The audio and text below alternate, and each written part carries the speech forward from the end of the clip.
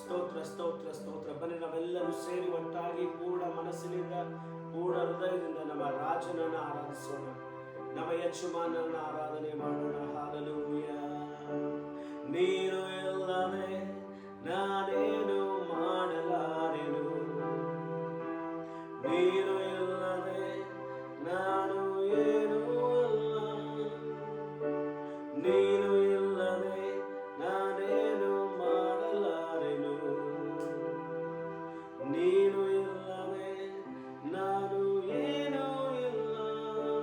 ನಿನ್ನ ಪ್ರಸನ್ನತೆ, ನಿನ್ನ ಪ್ರಸನ್ನತೆ ನನಗೆ ಬೇಕಯ್ಯ.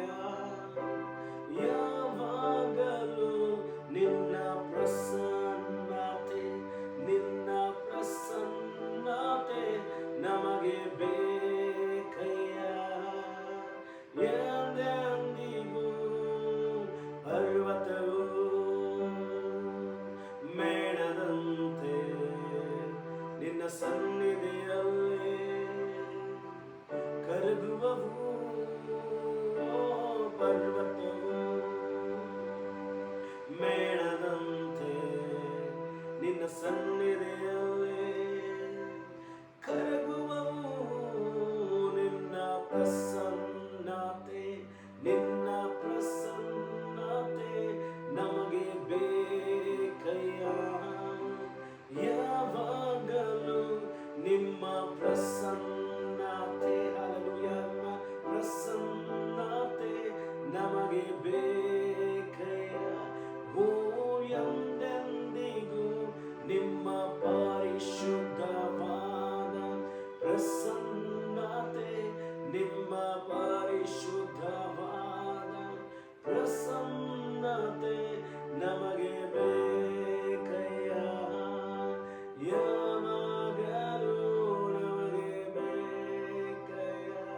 ಓ ಎಂದೆಂದಿಗೂ. ಹಲ್ಲೆಲೂಯ.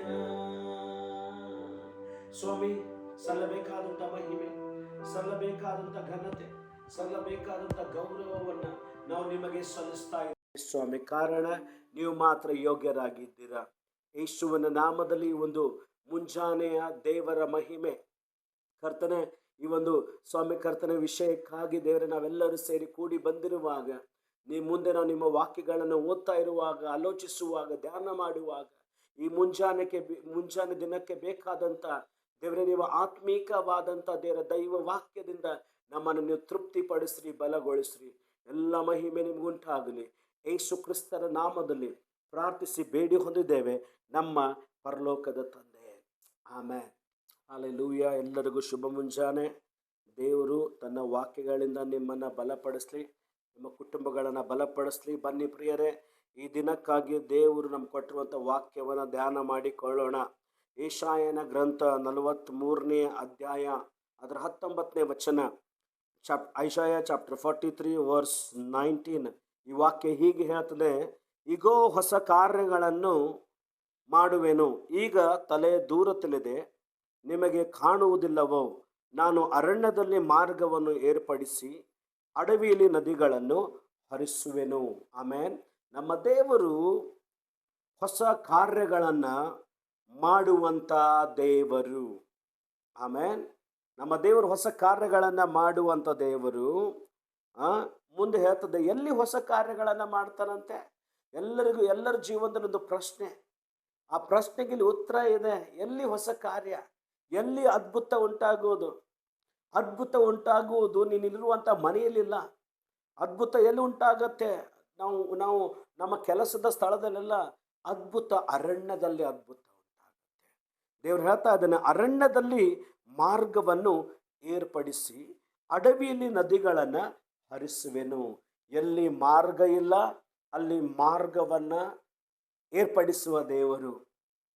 ಎಲ್ಲಿ ನಿರೀಕ್ಷೆ ಇಲ್ಲ ಅಲ್ಲಿ ನಿರೀಕ್ಷೆಯನ್ನು ಕೊಡುವಂಥ ದೇವರು ನಮ್ಮ ದೇವರು ಆಗಿದ್ದಾನೆ. ಆಮೇನ್. ಸೊ ಆತನು ಬಾಗಿಲುಗಳನ್ನು ತೆರೆಯುವ ದೇವರು, ಮುಚ್ಚಿರುವ ಬಾಗಿಲುಗಳನ್ನು ತೆರೆಯುವ ದೇವರು, ಆಶೀರ್ವಾದದ ಬಾಗಿಲುಗಳನ್ನು ತೆರೆಯುವ ದೇವರು, ನಿರೀಕ್ಷೆಯ ದ್ವಾರಗಳನ್ನು ತೆರೆಯುವಂಥ ದೇವರು ಎಲ್ಲಿ ನನಗೆ ಈ ಶಬ್ದ ಬಹಳ ಬಹಳ ಇಷ್ಟ. ಏನಂತೆ? ನಾನು ಅರಣ್ಯದಲ್ಲಿ ಮಾರ್ಗವನ್ನು ಏರ್ಪಡಿಸ್ತೇನೆ, ಅಡವಿಯಲ್ಲಿ ನದಿಗಳನ್ನ ಹರಿಸುವೆನು. ನೋಡ್ರಿ, ಅಡವಿಯಲ್ಲಿ ನೀರು ಬರ್ಲಿಕ್ಕೆ ಸಾಧ್ಯನಾ? ಹೌದು. ಮನುಷ್ಯರು ಕೇಳುವುದಾಗಿದ್ರೆ ಅದು ಅಸಾಧ್ಯ. ಹೌದು. ಆದ್ರೆ ದೇವರ ವಾಕ್ಯ ಹೇಳ್ತದೆ, ಇದು ಒಂದು ಸ್ಥಳದ ಬಗ್ಗೆ ಮಾತಾಡ್ತಾ ಇಲ್ಲ, ಇದು ನಮ್ಮ ಜೀವನದ ಬಗ್ಗೆ ದೇವರ ವಾಕ್ಯ ಹೇಳ್ತಾ ಇದೆ. ಇವತ್ತು ಬಹುಶಃ ನಮ್ಮ ಜೀವನ ಅರಣ್ಯದ ಹಾಗೆ ಕಾಣಿಸ್ತಾ ಇರಬಹುದು, ಇವತ್ತು ನಮ್ಮ ಜೀವನ ಅಡವಿಯ ಹಾಗೆ ಕಾಣಿಸ್ತಾ ಇರಬಹುದು. ಆದರೆ ಇದೇ ಜೀವನದಲ್ಲಿ ನಾನು ಕಾರ್ಯ ಮಾಡ್ತೇನೆ ಅಂತ ದೇವರು ಹೇಳ್ತಾ ಇದ್ದಾನೆ. ನಾನು ಮಾರ್ಗವನ್ನ ಮಾಡ್ತೇನೆ. ನಾನು ನಂಬ್ತೀನಿ, ದೇವರು ನಮ್ಮ ಜೀವನದಲ್ಲಿ, ನಮ್ಮ ಒಬ್ಬೊಬ್ಬರ ಕುಟುಂಬದಲ್ಲಿ ಆತನು ಹೊಸ ಮಾರ್ಗಗಳನ್ನ ಮಾಡುವುದಕ್ಕಾಗಿ ಸರ್ವಶಕ್ತನಾದಂಥ ದೇವರೆಂಬುದಾಗಿ ನೀವು ನಂಬ್ರಿ. ಆಮೇನ್. ಸರ್ವಶಕ್ತನಾದಂಥ ದೇವರು. ಒಂದು ಸಾರಿ ಹೀಗಾಯಿತು. ಒಂದು ಜಿಂಕೆ, ಅದು ಗರ್ಭ ಧರಿಸಿರುವಂಥ ಒಂದು ಜಿಂಕೆ, ಅದಕ್ಕೆ ತುಂಬ ನೀರಡಿಕೆ ಆಗಿರ್ತದೆ. ಆ ಅಕ್ಕಪಕ್ಕ ನೋಡ್ತದೆ, ಅದಕ್ಕೆ ನೀರು ಸಿಗಲ್ಲ. ಅದಕ್ಕೆ ಅದು ನೀರನ್ನು ಹುಡುಕ್ತಾ ಬರ್ತದೆ, ನೀರೇ ಸಿಗ್ತಾ ಇಲ್ಲ. ನಂತರ ಅದಕ್ಕೆ ತುಂಬ ಆಯಾಸ ಆಗಿ ಒಂದು ಸ್ಥಳದಲ್ಲಿ ಕೂತ್ಕೊಂಡು ನೀರೇ ಇಲ್ಲಪ್ಪ ಅಂತ ಅಂದ್ಕೊಳ್ತಾ ಇರುವಾಗ ಅದು ಶಾಂತವಾಗಿ ಕೂತ್ಕೊಂಡಿದೆ. ಅವಾಗದು ಒಂದು ಶಬ್ದವನ್ನು ಕೇಳ್ತದೆ. ಆ ಜಿಂಕೆ ಕೂತಿರುವಂಥ ಆ ಬಲಭಾಗದಲ್ಲಿ ಒಂದು ನೀರು ಹರಿದು ಹೋಗುವಂಥ ಒಂದು ಶಬ್ದ ಅದು ಕೇಳಲಿಕ್ಕೆ ಆರಂಭ. ಅವಾಗ ಅದಕ್ಕೆ ತುಂಬ ಸಂತೋಷ ಆಗತ್ತೆ. ಅರೆ, ನಾನು ಎಲ್ಲೆಲ್ಲೇ ಹುಡುಕಾಡಿದೆ, ನೀರು ಸಿಗಲಿಲ್ಲ, ನನ್ನ ಪಕ್ಕದಲ್ಲಿ ನೀರಿದೆಯಲ್ಲ ಅಂತ ಆ ಜಿಂಕೆ ಬಹಳ ಸಂತೋಷ ಪಟ್ಟು, ಈಗ ನಾನು ಹೋಗಿ ತೃಪ್ತಿಕರವಾಗಿ ನೀರು ಕುಡಿತೇನಂತ ಆ ಜಿಂಕೆ ಅದು ನೀರಿನ ಬುಗ್ಗೆ ಬಳಿಗೆ ಹೋಗುತ್ತೆ. ನೀರು ಬುಗ್ಗೆ ಬಳಿಗೆ ಹೋಗಿ ನೀರು ಕುಡಿಯುವುದಕ್ಕಾಗಿ ತನ್ನ ತಲೆಯನ್ನು, ತನ್ನ ಮುಖವನ್ನು ನೀರಿಗೆ ಹಚ್ತಾ ಇರುವಾಗಲೇ ನಮ್ಗೆ ಗೊತ್ತು, ನಮ್ಮ ದೃಷ್ಟಿ ಈ ಕಡೆ ಆ ಕಡೆ ಹರಡುವುದನ್ನು ನೋಡ್ತೇವೆ. ಅದರ ದೃಷ್ಟಿ ಏನು ಮಾಡ್ತದ್ರಿ? ಎಡಗಡೆ ಬೀಳತ್ತೆ. ಎಡಗಡೆ ಬಿದ್ದಾಗ ಅದಕ್ಕೆ ಭಯ ಆಗ್ಬಿಡ್ತದೆ. ಯಾಕಂದ್ರೆ ಆ ಕಡೆ 4-5 ಜನರು ಬೇಟೆಯಾಡುವುದಕ್ಕಾಗಿ ಬಂದಿದ್ದಾರೆ. ಜಿಂಕೆಯನ್ನು ಬೇಟೆಯಾಡುವುದಕ್ಕಾಗಿ ಬಂದಿದ್ದಾರೆ. ಅವಾಗ ಅದು ಭಯ ಪಟ್ಟುಬಿಡ್ತದೆ. ಅಯ್ಯೋ, ಈಗ ನನ್ನ ಪರಿಸ್ಥಿತಿ ಹೆಂಗೆ? ನಾನು ಬೇಟೆಯ ಊಟ ಆಗಿಬಿಡ್ತಿರಲ್ಲ ಅಂತದ್ದು ಭಯ ಆಗತ್ತೆ. ನನ್ನ ಹೆಂಗಾದ್ರೂ ಪ್ರಾಣ ನಾನು ತಪ್ಪಿಸ್ಕೊಳ್ಬೇಕಂತ ಅದು ಬಲಗಡೆ ನೋಡ್ತದೆ. ಬಲಗಡೆ ನೋಡಿದಾಗ ಈ ಕಡೆ ಒಂದು ಸಿಂಹ ಬೇಟೆ ಆಡುವುದಕ್ಕಾಗಿ ಬಂದಿದೆ. ಅಯ್ಯೋ, ನನ್ನ ಜೀವನ ಮುಗಿದೋಯ್ತು. ಆದರೆ ಗರ್ಭದಲ್ಲಿ ಒಂದು ಮಗು ಇದೆ, ಹೇಗಾದ್ರೂ ಮಗುವನ್ನು ಬದುಕಿಸ್ಬೇಕು, ನಾನು ಬದುಕಬೇಕಂತ ಅದು ಹಿಂತಿರುಗಿ ನೋಡಿದಾಗ ಹಿಂದೆ ಅರಣ್ಯ ಇತ್ತು. ಅರಣ್ಯ ಬೆಂಕಿಯಿಂದ ದಗದಗ ಅಂತ ಉರಿತಾ ಇದೆ. ಸಂಪೂರ್ಣವಾಗಿ ನಿರೀಕ್ಷೆ ಕಳ್ಕೊಂಡ್ಬಿಡ್ತದೆ. ಈಗ ನನ್ನ ಪ್ರಾಣ ಉಳಿಸ್ಕೊಳ್ಳಿಕ್ಕೆ ಸಾಧ್ಯ ಇಲ್ಲ, ಈಗ ನನಗೆ ಯಾವುದೇ ಮಾರ್ಗ ಇಲ್ಲ ಅಂತದೆ. ಯಾಕಂದರೆ ಮುಂದೆ ನೋಡಿದರೆ ನೀರು ಅಂತ ಸ್ಥಳ, ನೀರು ಒಳಗಡೆ ಹೋತಂದ್ರೆ ಅದು ಹೇಗೋ ಪ್ರಾಣ ಹೋಗುತ್ತೆ. ಬಲಗಡೆ ಹೋತಿದ್ರೆ ಸಿಂಹಕ್ಕೆ ಅದು ಊಟ ಆಗತ್ತೆ, ಎಡಗಡೆ ಹೋದರೆ ಆ ಜನರು ಅದನ್ನು ಕೊಂದು ಬಿಡ್ತಾರೆ. ಹಿಂದ್ಗಡೆ ಮರಳಿ ಹೋದೆ ಅಂದರೆ ಆ ಒಂದು ಬೆಂಕಿ ಸುಟ್ಟು ಬಿಡ್ತದೆ. ಅವಾಗ ಅದಕ್ಕೆ ಏನು ಮಾಡಬೇಕು ಗೊತ್ತಾಗಲ್ಲ. ಕೆಲವು ಕ್ಷಣಗೋಸ್ಕರ ಈ ಜಿಂಕೆ ತನ್ನಷ್ಟಕ್ಕೆ ತಾನೇ ಸಮಾಧಾನ ಹೇಳ್ಕೊಳ್ತದೆ. ತನ್ನ ಮನಸ್ಸಿಗೆ ತಾನು ಹೇಳ್ತದೆ, ನಾನು ಯಾವ ಕಾರಣಕ್ಕಾಗಿ ಇಲ್ಲಿ ಬಂದೆ, ಯಾವ ಉದ್ದೇಶಕ್ಕಾಗಿ ನಾನು ಬಂದೆ. ನಾನು ಬಂದಂಥ ಒಂದು ಕಾರಣ ನೀರು ಕುಡಿಯೋದಕ್ಕಾಗಿ ಬಂದಿದ್ದೀನಿ. ಈಗ ನನ್ನ ಮುಂದೆ ನೀರಿದೆ, ಅಕ್ಕಪಕ್ಕದಲ್ಲಿ ಏನಾಗ್ತದೆ ನನಗೆ ಗೊತ್ತಿಲ್ಲ, ಆದರೆ ಈಗ ನಾನು ತೃಪ್ತಿಕರವಾಗಿ ನೀರು ಕುಡಿತೇನೆ ಅಂತ ತನ್ನ ಕಣ್ಣುಗಳನ್ನು ಮುಚ್ಚಿ ತೃಪ್ತಿಕರವಾಗಿ ನೀರು ಕುಡಿತಿದೆ. ನೀರು ಕುಡಿದು ತನ್ನ ಮುಖವನ್ನು ಎಬ್ಬಿಸಿ ನಿಟ್ಟುಸಿರು ಬಿಟ್ಟು ಈ ಕಡೆ ಆ ಕಡೆ ನೋಡಿದರೆ ಈ ಕಡೆ ಸಿಂಹನೂ ಇರೋದಿಲ್ಲ, ಈ ಕಡೆ ಬೇಟೆ ಆಡುವುದಕ್ಕಾಗಿ ಮನುಷ್ಯರಿರುವುದಿಲ್ಲ, ಹಿಂದೆ ನೋಡಿದರೆ ಬೆಂಕಿ ಆರಿ ಹೋಗ್ಬಿಡ್ತದೆ. ತುಂಬ ಸಂತೋಷ ಆಗತ್ತೆ ಅದಕ್ಕೆ. ಆಮೇಲೆ ಏನಾಯ್ತು ಗೊತ್ತಾ ದೇವಜನರೇ? ಈ ಒಂದು ಪ್ರೊಸೆಸ್ನಲ್ಲಿ ಇದೊಂದು ನೀರು ಕುಡಿಯೋಂಥ ಪ್ರೊಸೆಸ್ನಲ್ಲಿ ಏನಾಗತ್ತೆ, ಯಾವಾಗ ಅದು ನೀರು ಕುಡಿಲಿಕ್ಕೆ ತಲೆಯನ್ನು ಬೊಗ್ಗಿಸ್ತದೆ ಆ ಕೂಡಲೇ ಮಳೆ ಸ್ಟಾರ್ಟ್ ಆಗುತ್ತೆ. ಆವಾಗ ಬೇಟೆ ಆಡೋದಕ್ಕೆ ಬಂದದ್ದು ಜನರು ಅವ್ರು ಏನು ಮಾಡ್ತಾರೆ ಅಂದರೆ, ಈ ಜಿಂಕೆಗೆ ಗುರಿ ಇಟ್ಟು ಹೊಡಿತಾರೆ. ಆ ಗುರಿ ತಪ್ಪಿ ಆ ಗುರಿ ಸಿಂಹಕ್ಕೆ ಬೀಳುತ್ತೆ. ಆ ಸಿಂಹ ಏನು ಮಾಡ್ತದೆ ಅಂದರೆ, ಜಿಂಕೆಯನ್ನು ಬೇಟೆ ಆಡೋದ್ರ ಬದಲಾಗಿ ಮನುಷ್ಯರನ್ನ ಬೇಟೆ ಆಡೋದಕ್ಕಾಗಿ ಅವ್ರನ್ನ ಓಡಿಸ್ಕೊಂಡು ಹಿಂದಟ್ಟಿ ಹೋಗುತ್ತೆ. ಆಮೇಲೆ ನಂತರ ಮಳೆ ಬಂದು ಎಲ್ಲ ಆರಿ ಹೋಗ್ಬಿಟ್ಟಿರ್ತದೆ. ಹಲ್ಲೆಲೂಯಾ. ಇವತ್ತು ನಾವು ಕೇಳಿರುವಂಥ ವಾಕ್ಯಕ್ಕನುಗುಣವಾಗಿ, ಈಗೋ ನಾನು ಅರಣ್ಯದಲ್ಲಿ ಮಾರ್ಗವನ್ನು ಮಾಡುತ್ತೇನೆ. ಮರುಭೂಮಿಯಲ್ಲಿ ನದಿಗಳನ್ನು ಹರಿಸುತ್ತೇನೆ. ಆಮೇಲೆ ನಾನು ನಂಬ್ತೀನಿ ಪ್ರಿಯರೇ, ಸುತ್ತಲೂ ನೋಡುವಾಗ ಎಲ್ಲ ಬಾಗಿಲುಗಳು ಮುಚ್ಚಲ್ಪಟ್ಟಿರ್ಬೋದು. ಆಮೇಲೆ ಸುತ್ತಲೂ ನೋಡುವಾಗ ಎಲ್ಲಿ ದಾರಿಯೇ ಇಲ್ಲ ಅಂತ ಅನ್ಕೊಳ್ತಾ ಇರ್ಬೋದು. ನಾನು ಹೇಳ್ತೇನೆ, ನಿಮ್ಮನ್ನು ನೀವು ಸಮಾಧಾನ ಪಡಿಸ್ಕೊಳ್ರಿ. ಗಲಿಬಿಲಿ ಆಗಿದೆಯಾ, ಗೊಂದಲ ಆಗಿದೆಯಾ, ಟೆನ್ಷನ್ನಲ್ಲಿದ್ದೀರಾ, ಚಿಂತೆಯಲ್ಲಿದ್ದೀರಾ,